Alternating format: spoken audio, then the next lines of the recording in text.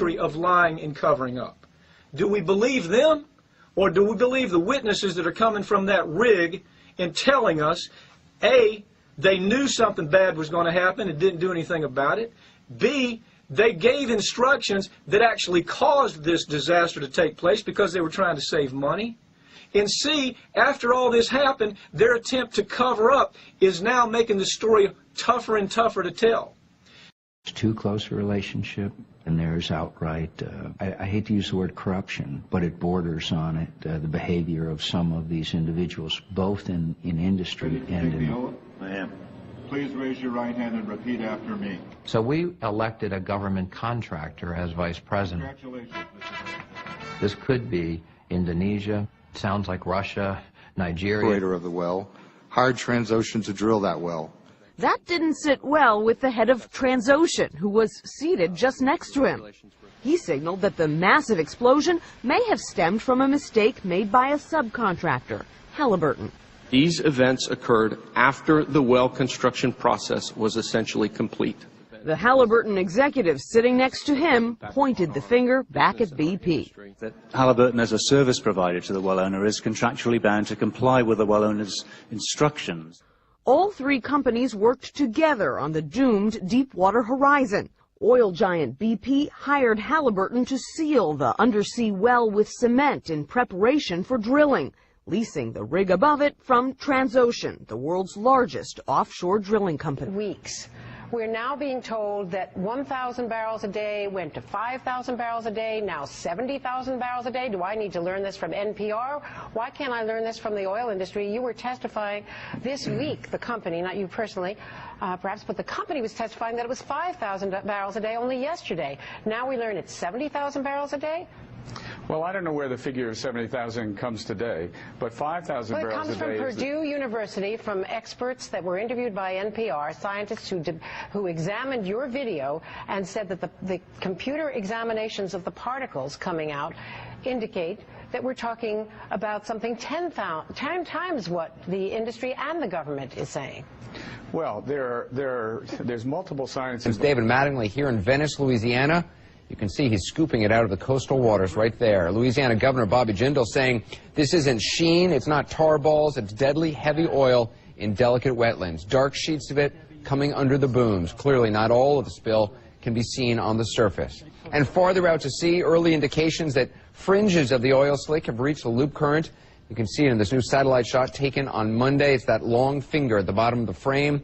The loop current flows around Florida and out of the Gulf. BP, meantime, pointing to progress, now claiming they're siphoning off 3,000 barrels of oil. Before Dick Cheney began using his limitless political influence around the house of Halliburton, you got to understand this. In 1992, they were almost an obscure company. All of a sudden, they get a $3 billion contract from Cheney.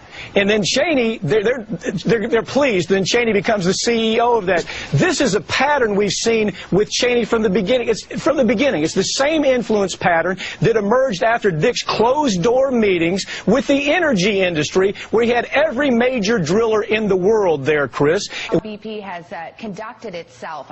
In particular, I'm thinking about a situation in Alabama where the Attorney General apparently had to tell the company to stop offering residents there $5,000 to sign settlement agreements that would essentially give away their right to sue. Do you think that's appropriate, and is Congress going to... Began meeting with more than 100 oil executives, compiling a wish list of things they wanted. One thing the industry did not want was mandatory acoustic switches, which can shut wells remotely when blowout preventers fail. The administration knew preventers fail because the MMS found hundreds of incidents in which they did. But it reversed a Clinton-era decision to require the, quote, essential acoustic backups, calling them too costly. Or not, I would have assumed that you, the company, would know by now whether that battery was working.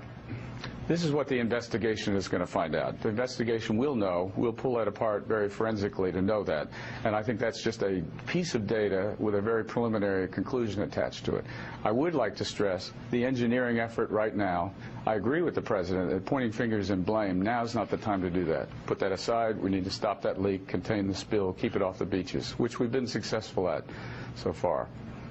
Mr. Dudley, let me turn your attention to the New York Times. As you said, starting this program, day one, there was no problem. Day two, there might be a problem. Day after day, it grew and grew and grew. You know why? Because corporate thought that this thing could happen without anybody knowing that there was an oil spill. The longer they could keep it quiet, the better. And during the Bush administration, which is responsible for promulgating regulations and for exercising oversight of the industry, really became just a sock puppet for the oil industry. They almost completely ceased any kind of oversight, and they relied instead on what they called a voluntary regimen so that the industry would regulate itself. And one of the outcomes of that, we know, was that the Deepwater Horizon, the drill rig on which this tragedy occurred, was not equipped with a piece of equipment which was an acoustical dead man switch, which Stephen Worley, a Purdue University mechanical engineering associate professor, who's an expert in computational particle tracking, has measured just from the little bit of video that's been released so far. He came up with this 50,000 to 70,000 barrels leaking every day. If you release more video, I mean, why not allow people to extensively study, the video that's been released? Tim Crone at Columbia has also come up with other figures. Others at Berkeley have as well. We've released the video feeds all over the place, not only through the Unified Coast Guard Command Center, but we've sent it into Congress. There are people looking at the plume all the time. Wait a minute. It took 23 days for you to release a 30-second video clip, and that came only after pressure from the White House and the media. I think we have provided information in all directions through this. We have nothing to hide. In fact, but why did it take 23 days to release a 30-second clip of video? I know Halliburton. Do you believe a company that has been fined $500 million for bribery, for going throughout this world and bribing public officials to get them to say what they want those public officials to say, to do what they want those public officials to do, to basically game the system in a way that they don't lose and everybody else does lose? This is Halliburton, the company that was fined $500 million for doing that. As we're talking about the believability and the credibility of these companies, the other part of that, this is a company that the GAO, Government Accounting Office for the federal government, looked at all their no-bid contracts that they've been getting because Dick Cheney allowed them to get these no-bid contracts. The GAO looks at what they've been doing, and they say, we think you've overcharged. We can't account for about $1 billion of what you've done here. Is that a company that you say, yeah, I'm going to embrace what they... From the first day all of this occurred, we knew that they were lying to us. So why should we conclude that it's going to get any better? You might remember the first day they come out and they say, well, there's no leak here. First day this occurred, no leak. The next day we learn that they have 25,000 gallons a day in a leak. Release a 30-second clip of video. I mean, if you want this to be completely transparent, why not invite, experts to look and analyze and give them as much video as they need to analyze the velocity? You guys have made statements saying that it doesn't really matter how much is flowing out because it doesn't impact, your full court effort to clean it up. And I have no doubt you're making a full court effort to clean it up. But it doesn't make sense to me to say that it doesn't matter how much is flowing out. I mean, don't the American people have the right to know how much oil is polluting the Gulf?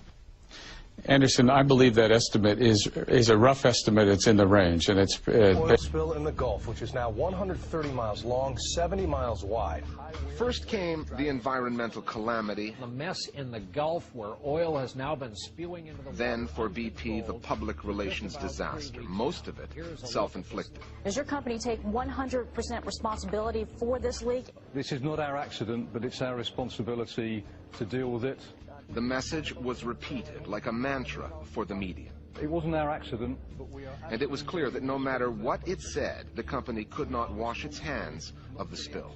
But we are responsible for the oil and for dealing with it and cleaning the situation up.